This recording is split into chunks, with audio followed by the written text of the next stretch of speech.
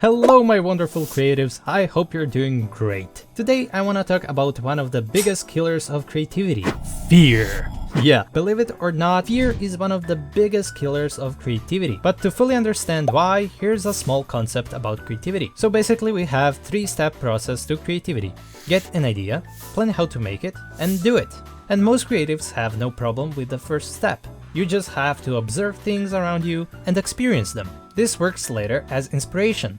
When you let yourself be bored, you'll activate your default mode network through walks, passive tasks, daydreaming, or naps. Those activities make us explore our memory and desires. Then it combines them and gets an idea. And when we get an idea, we get to the next step. But then comes the first block.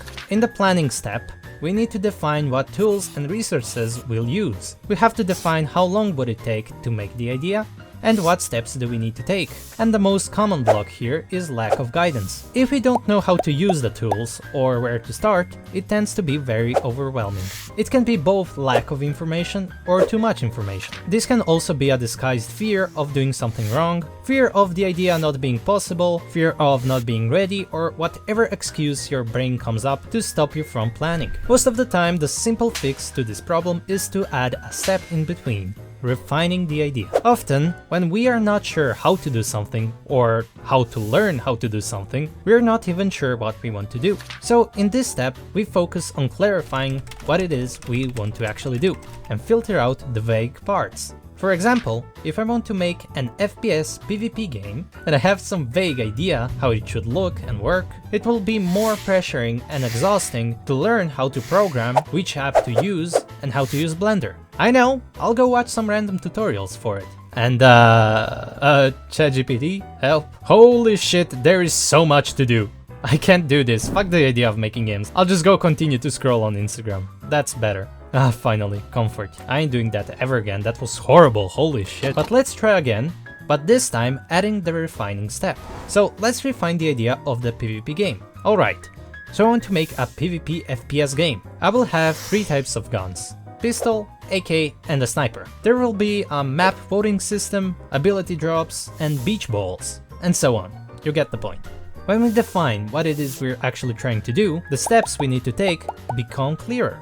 The goal changes from learning the whole programming language to learning how to make guns, voting system, and abilities. The task becomes way more doable, and we could go even more specific.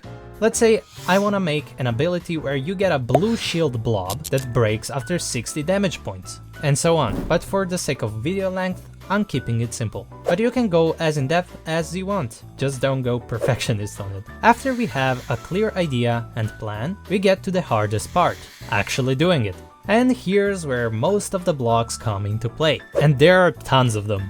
And those are just some well-known blocks that I could remember right now. And most of the times, creative blocks are personalized. It's a combination of someone's psychology, habits, beliefs, and states. But what they all are is a part of perception. We can call it our internal alignment.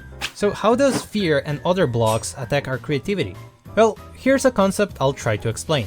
We have affect and effect. Affect is internal alignment or state, and effect is external outcome. And the rule is, things can only happen through you. They can't happen for you. So only by influencing our internal selves can we cause an effect on the external world. And that's why blocks, like fear, are so powerful. It affects your internal self, stopping you fully from acting. Therefore, you don't get what you want in the first place, because you didn't act. Let's say you want to spread awareness and talk publicly about something, but you fear the judgment of others and your reputation. So you never do it. Therefore, awareness never happens. That's why people like Bruce Lee say, don't ask for easier times, ask for strength to go through the hard times. That's also why the most repeated word in the Bible is, do not fear, because fear is what stops us from doing what we truly want to do and achieve. So when you do choose to execute, know that there will be hard times for sure. And in those times, ask for strength. Not for an easier level, because easier level is a lower price. So next time you feel stuck, ask yourself, is there actually nothing I can do about this? Or I just don't want to do what I can because it's uncomfortable or because I fear something might affect me. Don't wait for permission to act, don't wait to be ready. because you will never be. Act today for 90% off and you will get a free package of... Huh, it's not as bad as I thought. I know this video probably added more questions than answers. That's why I made this channel. If you have any questions or problems for me, let me know in the comments. Also, if you found this video helpful, subscribe, so I know to continue making these videos. Yeah, other than that, keep being creative and stay original. See you in the next video. Bye!